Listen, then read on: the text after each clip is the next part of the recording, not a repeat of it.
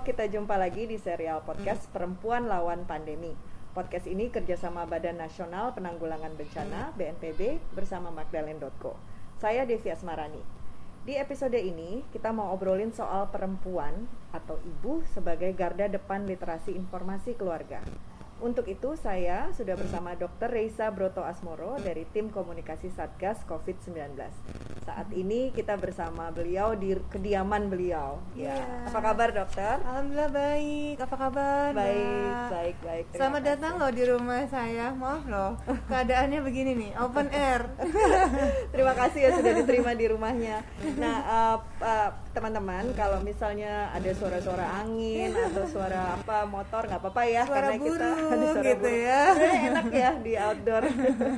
Nah, kami di masa pandemi ini kita mau ngobrol-ngobrolin soal informasi hoax atau informasi bohong yang masih terus bermunculan di berbagai platform, khususnya di media sosial. Banget. Sampai di Oktober 2020 itu sudah lebih dari 2000 konten hoax soal COVID-19. Aduh, negara dengan ini ya, Indonesia. 1000 mitos ya. Betul, ini lebih di Indonesia ternyata, aja. 2000 mitos. Betul.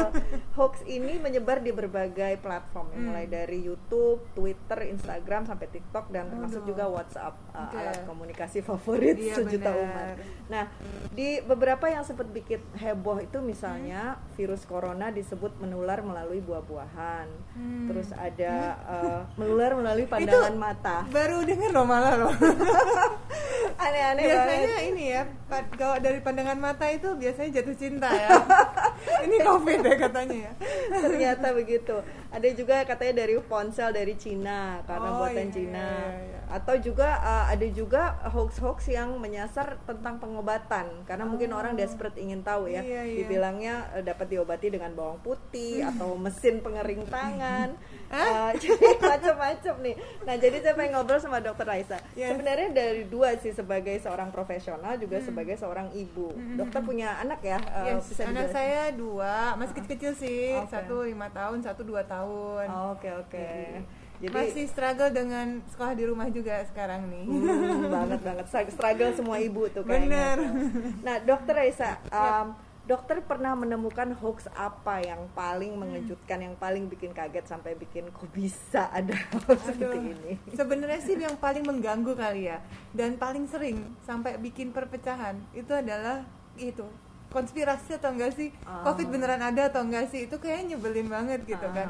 Orang jelas-jelas ada korbannya, banyak yang meninggal dunia, banyak yang sakit kok ya masih ditanya juga. Itu kan rasanya kayak kok nggak buka mata juga sih ngelihat sekitar gitu ya. Mungkin ya kalau nggak kena ke keluarga ya bersyukur gitu, jangan terus malah nggak percaya. Buat yang udah sakit terus udah kehilangan anggota keluarganya, itu kan rasanya kayak ya ampun, kalian nggak percaya nih aku sampai harus menderita seperti ini nih gitu. Jangan sampai ini kejadian sama kalian juga. Itu mengganggu banget sih Mbak sebenarnya yang kayak gitu tuh. Iya. Dan itu didapatkan dari ini, maksudnya personal, pernah nggak ada yang menanyakan, dok ini sebenarnya bener nggak sih, menurut saya ini konspirasi gitu? Banyak banget. Itu justru malah nggak cuma di sosial media yang mungkin orang nggak kenal, justru orang yang kenal juga ada gitu yang mempertanyakan kan. Jadi ini kayaknya ke semua lapisan masyarakat tuh sampai masa sih bener, karena mungkin karena nggak terima sama keadaan ya, ini namanya bencana wabah yang mendunia gitu kan, pandemi gitu. Jadi rasanya kayak masa sih ini beneran, apakah ini emang dibuat atau enggak.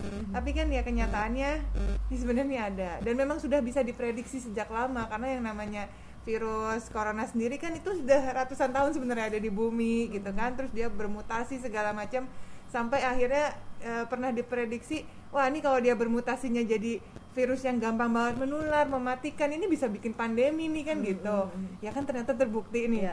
Dulu ada SARS wabah, ada MERS, sekarang dia berubah lagi SARS-CoV-2, yakni mutasi dari SARS-CoV-1 dulu penyebab SARS gitu kan.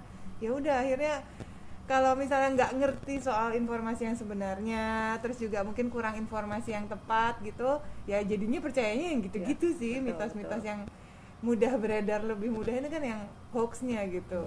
Apalagi di masa dimana informasi beredarnya cepat sekali ya. Tinggal satu jempolan WhatsApp. Nah, seperti apa sih catatan atau data dari Satgas soal ini? Kalau terus kalau dokter melihat sendiri sejauh mana sih kemampuan masyarakat kita untuk bisa membedakan berita dari hoax kayak gitu? agak sulit sih, karena memang Indonesia ini dari dulu udah terkenal banget sama negara yang hoaxnya tuh banyak banget, apalagi mitos ya. Kalau kita ngomong soal mitos, dari zaman kita kecil, aduh jangan duduk depan pintu nanti apa gitu, jangan gunting kuku malam-malam nanti apa, padahal sebenarnya mungkinnya buat kebaikan ya, biar nggak kena pintu atau luka jarinya gitu kan. Tapi karena dikemas dengan ungkapan yang ya itulah ya, mitos-mitos itu, akhirnya kan cepet banget tuh dipercaya sama masyarakat. Nah karena sudah sejak lama ada, jadi sampai sekarang ya itu sama aja masih juga ditemukan gitu, karena ini beredar dari satu mulut ke mulut lainnya. Dan kalau ngelihat banyak banget grup-grup WhatsApp yang menyebarkan informasi yang salah dan kurang tepat itu tadi, ya gampang banget memang sekarang, dan masih banyak banget yang masyarakat yang belum bisa bedain.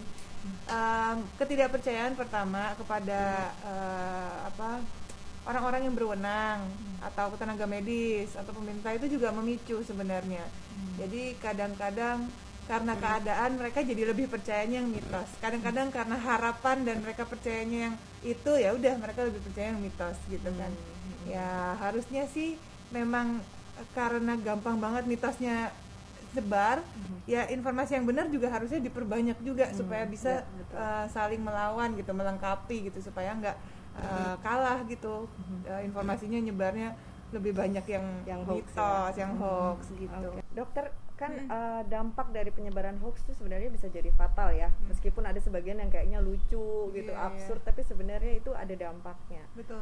Mulai dari pemahaman yang tidak lengkap sehingga orang-orang menjadi lengah gitu, atau juga mereka melakukan cara-cara yang dibilang katanya sebagai pengobatan, padahal sebenarnya tidak gitu ya, tidak efektif gitu. Nah, bagi Satgas Covid sendiri apa sih, apakah ini menjadi kendala juga bagi tugas menjalankan tugasnya Satgas Covid? Pasti, mungkin bukan kendala ya, lebih ke tantangan saya ngelihatnya. Karena itu jadi banyak hal yang harus diluruskan, harus diberikan informasi yang sebenarnya, dan karena dia hoax itu menjangkit seluruh lapisan masyarakat, jadi tantangannya dari Satgas sendiri juga harus mampu memberikan edukasi yang benar ke seluruh lapisan masyarakat. Karena nggak cuma orang yang mungkin kurang informasi karena mungkin di pelosok misalnya, belum tentu juga di kota besar juga bisa juga terjadi gitu kan. Nah, tantangan ini sendiri itu harus menjawab bahwa untuk supaya si masyarakat ini patuh. Kalau misalnya mereka tadi percaya, misalnya hoax, nggak percaya nih ada, ya kan mereka pasti nggak mau dong ngejalanin protokol kesehatan yang benar. Ya udah dijelaskan, harus diedukasi dengan tepat supaya mereka mau menjalankan protokol kesehatan. Kedua, kalau misalnya mereka percaya hal-hal yang pengobatan nih cukup dengan bawang putih, cukup dengan berjemur, udah nih kita udah kebal misalnya gitu ya. Madu misalnya gitu ya, cukup dengan itu aja kita udah kebal, berarti mereka juga akhirnya bisa lengah. Jadi cuma mengandalkan satu hal aja, terus ya udah kalau kita udah konsumsi 1A ini aja kita udah kebal, berarti nggak perlu dong kita nerapin yang lain. Nah itu juga nggak tepat juga, bukan suatu hal yang bijaksana untuk dilakukan. Edukasi demi edukasi inilah yang sebenarnya jadi tantangan tiap hari harus disampaikan terus menerus, karena yang tadinya mungkin orangnya nggak tahu, paling nggak tuh jadi tahu, dan kalau udah tahu kan jadi mulai belajar untuk bisa mengikuti gitu apa yang seharusnya disarankan untuk dilakukan dalam kehidupan sehari-hari. Gitu. Nah, apa saja sih yang dilakukan atau upaya Satgas untuk mendorong literasi informasi ini untuk mencegah penyebaran penyebaran virusnya sendiri dan mencegah penyebaran hoaxnya itu sendiri? Apa sih yang dilakukan?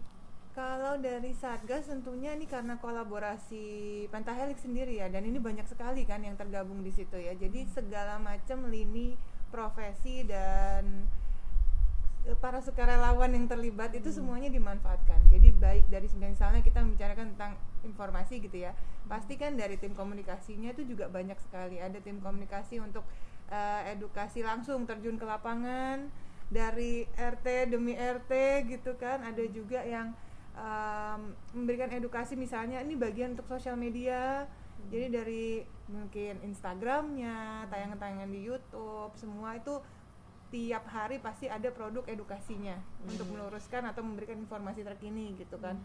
Kemudian dari koran misalnya, majalah atau offline yang lainnya itu juga ada bagian sendiri. Ada lagi di televisi misalnya itu juga. Jadi karena ini tim profesionalnya banyak, macam-macam individu yang punya keahliannya masing-masing, semua dimanfaatkan.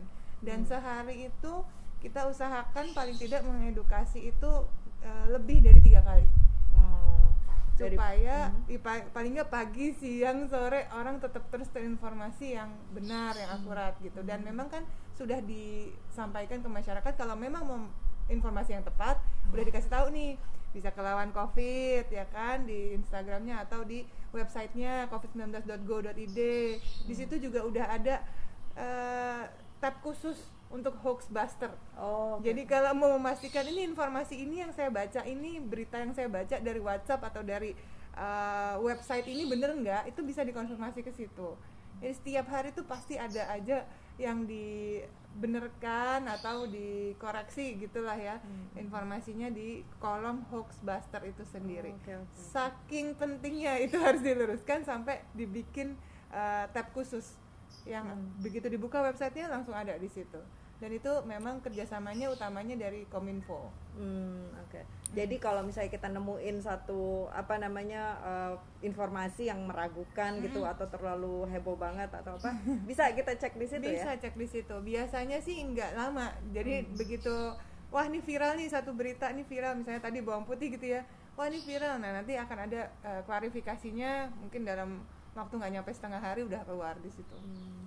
Jadi gitu ya teman-teman ya, kayak bukan hanya hantu aja yang ada busternya, bukan ghostbuster ya, tapi ada hoax buster juga. Benar-benar. Nah, kita kan ngomongin soal ibu nih, peran ibu nih. Tadi kan dokter juga mempunyai anak 2 sama 5 tahun ya usianya, masih kecil-kecil. Belum sampai usia yang udah pada main WhatsAppan gitu ya, atau main sosmed.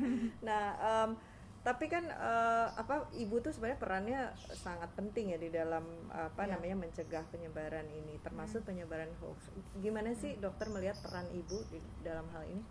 Waktu itu ketika diskusi dengan Pak Doni sendiri, beliau memang lebih suka dengan pendekatan yang lebih natural. Kayak kita kan selalu ngapa-ngapa tuh lebih kayak dengerin tuh pesan ibunya gitu, mamanya tuh ngasih tahu apa sih gitu kan. Biasanya anak-anak itu akan lebih mendengarkan, mau usia berapapun biasanya kan pasti akan, oh iya ibu pesannya seperti ini, nasihatnya seperti ini, yuk diikutin. Rasanya itu akan lebih mudah untuk diterima masyarakat dibandingkan ingat pesannya pemerintah misalnya gitu kan, akan lebih ingat pesannya TNI atau Polri gitu kan, akan lebih ada jarak lah. Sedangkan kalau dari ibu masing-masing tentu kita pasti mau ngikutin pesannya. Dan biasanya tentu buat kebaikan bersama, seorang ibu pasti ingin melindungi keluarganya supaya tetap sehat, supaya tetap aman gitu kan, satu keluarga semuanya. Jadi ya biasanya pesan-pesan yang disampaikan oleh ibu itu lebih relevan lah dengan keadaan. Betul. Ya misalnya kayak kan ibu tahu ya apa aja risiko yang di rumahnya, misalnya ada kakeknya atau ada anak bayi atau ada anak yang punya asma, jadi dia akan memberikan informasi yang relevan seperti dokter bilang.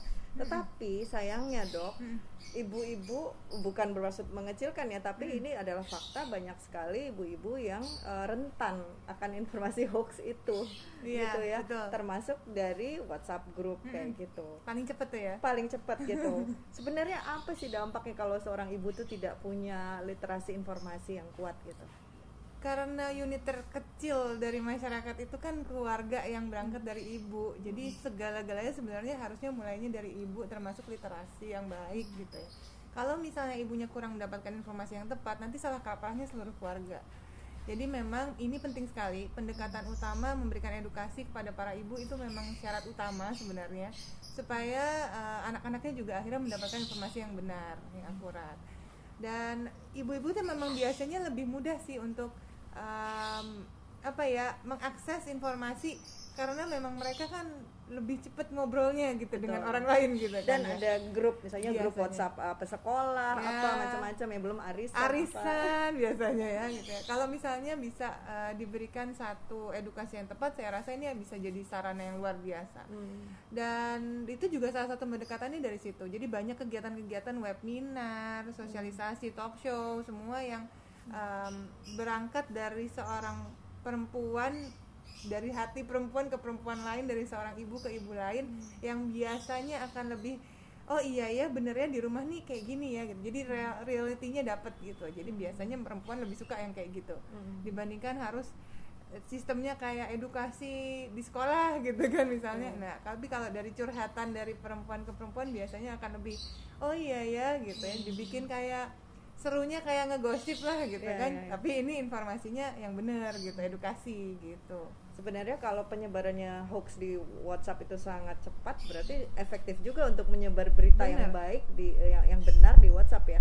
Dari Satgas sendiri apakah ada yang dilakukan untuk melakukan pendekatan ini, terutama kayak itu tadi ya, chatting, grup chatting lah, apapun itu, apa WhatsApp atau apa gitu? Ada beberapa yang sudah disiapkan. Biasanya oke, kita sudah siapkan materi ini, siap diviralkan. Itu sudah ada, dan kerjasamanya tentu mulainya dari ibu-ibu Dharma Wanita.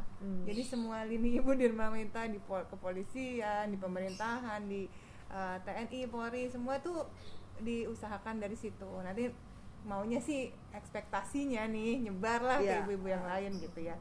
Tapi kalau untuk penyebaran melalui WhatsApp memang agak sulit dipantau. Yang lebih bisa dipantau sejauh ini adalah SMS. Pernah dapat nggak nih Mbak SMS dari Satgas sendiri nih, ngingetin setiap hari seperti apa ya itu salah satunya, dan pesan ibunya juga masuk kok ke situ. Jadi SMS blast gitu ya? SMS blast yang lebih cepat juga. Tapi dokter melihat gini, kan semua orang sekarang di sosial media ya, dan apapun itu, apakah Facebook, Twitter, atau Instagram, atau TikTok gitu.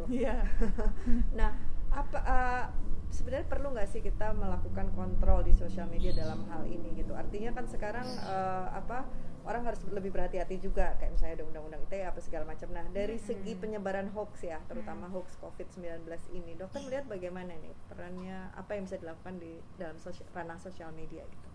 Kalau misalnya memantau sih saya rasa bisa ya, kan kerjasamanya dengan tadi social platformnya udah terjalin dengan baik juga, terutama dengan Kominfo gitu kan.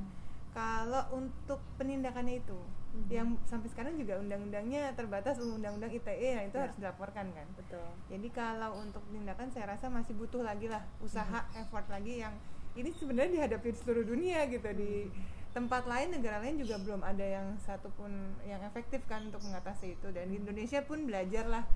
Makin hari kita makin bisa kok membatasi penyebaran yang tidak perlu tuh bisa. Jadi kalau Mbak pernah dengar berita-berita juga kan banyak nih yang misalnya berita A kemudian di take down karena sudah dapat teguran dari ABC gitulah ya. Nah itu bisa sih kalau terpantau. Tapi kalau dari WhatsApp, Instagram itu harus report sih ya. Ya itu yang sulit. Nah ini mungkin berhubungan juga dengan peran kita sebagai masyarakat gitu ya, sebagai bagian dari masyarakat. Kalau misalnya kita, saya sendiri secara pribadi kadang-kadang udah capek gitu dong mengcounter. Kalau saya baca ada orang ngomongin soal konspirasi, saya sendiri aduh males deh gue apain juga berargumen. Tapi sebenarnya apa sih yang harus kita lakukan dok dalam hal ini? Apakah itu di sosial media atau di WhatsApp, kalau ada orang nyebarin misalnya ini makan jeruk bisa sembuh gitu. Nah, what should we do gitu? Apa yang harus kita lakukan dok? Gini, memang ini tantangan terbesar kita ya as a human sebenarnya di era pandemi ini. Yang namanya perubahan situasi ini kan memang luar biasa. Kalau misalnya kita ngomongin soal gimana caranya hidup di era pandemi ini, yang tantangannya salah satunya adaptasi kebiasaan baru adalah dengan mengcounter itu tadi. Nah, untuk membiasakan diri kita, yang pertama kita harus sabar dong. Kita harus menerima, ya kan? Karena memang masyarakat Indonesia, ya masyarakat dunia lah, itu kan memang sangat beragam, pikirannya juga macem-macem, culture-nya macem-macem, cara komunikasinya juga sangat bervariasi. Jadi ya pasti harus sabar dan jangan patah semangat, itu dulu. Kedua, memang kita harus terima bahwa ada satu hal yang akan berubah dalam kehidupan kita. Dalam adaptasi kebiasaan baru ini, kita harus melihat perubahan-perubahan itu memang nggak bisa terjadi secara instan. Untuk mengedukasi seseorang, belum tentu orang itu sekali dikasih tahu pasti semua orang nurut, belum tentu. Pasti akan ada pro dan kontra. Nah ini yang harus kita terima di diri kita sendiri juga. Memang masih ada yang belum mengerti nih gitu. Kalau saya pribadi sebagai seorang edukator, saya ngelihatnya gini Mbak. Kalau kita memang mau ujung-ujungnya kan perubahan perilaku, perubahan mindset, ya, itu pasti butuh proses. Ketika seseorang itu pertama belum tahu, kemudian diberitahu dia jadi tahu. untuk membuat dia jadi tahu kemudian melakukan, itu juga bukan satu hal yang kayak membalikan telapak tangan. Itu butuh proses dimana dia dari tahu menjadi bisa, kemudian dari bisa menjadi terbiasa.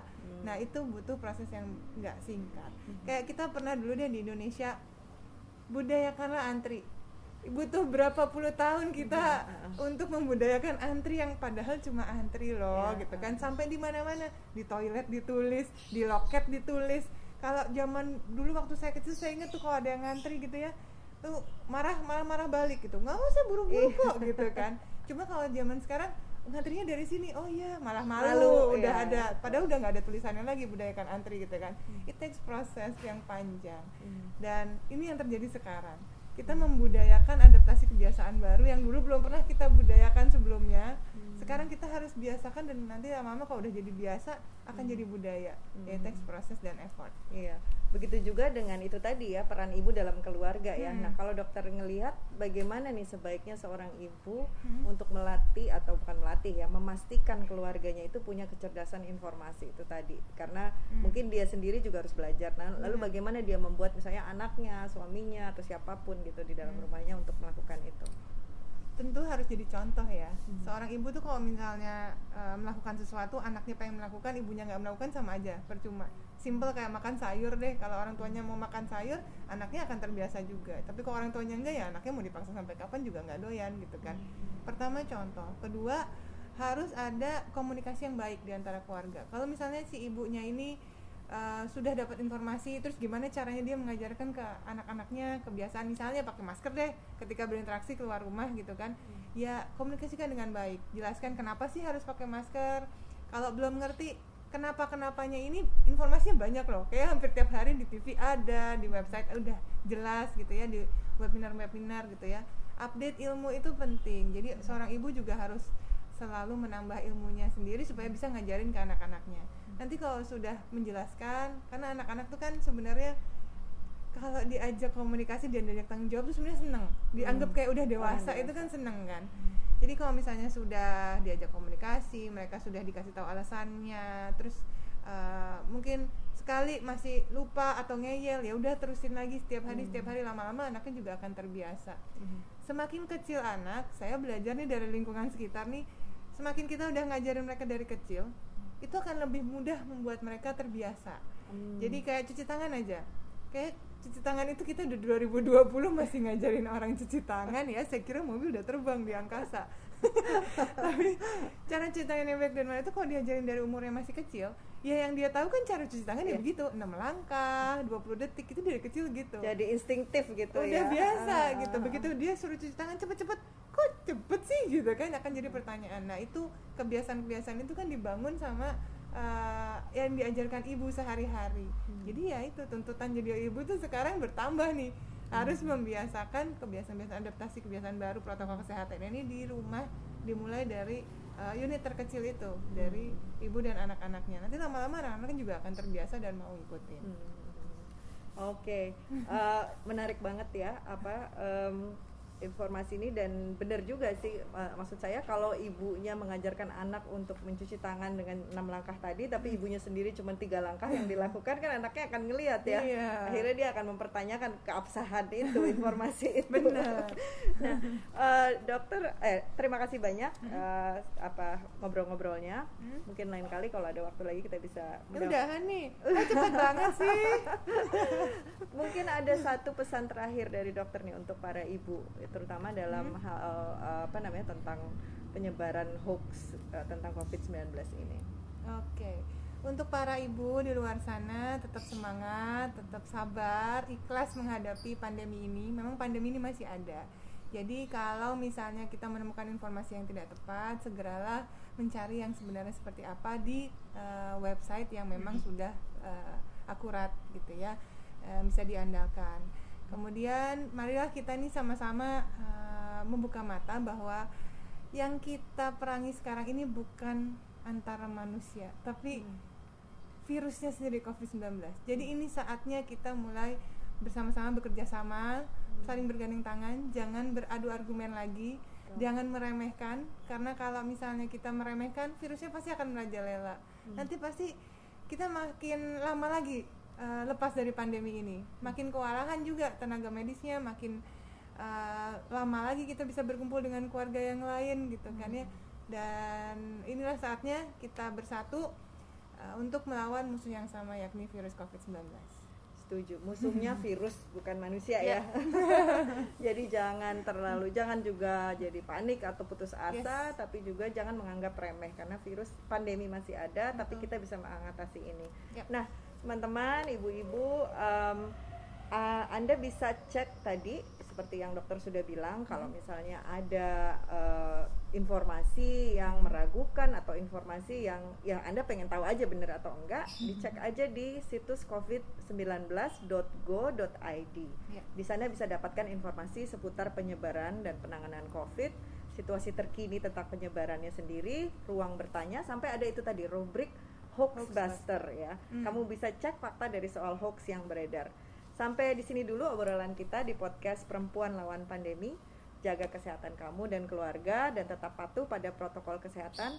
Cari berita seputar pandemi dari situs-situs yang kredibel. Podcast ini adalah kerjasama Badan Nasional Penanggulangan Bencana (BNPB) dengan Magdalene.co. Terima kasih Dr. Raisa. Sama-sama, terima kasih. Dan terima kasih sudah mendengarkan. Kita jumpa lagi di episode berikutnya. Sampai jumpa. Sampai jumpa.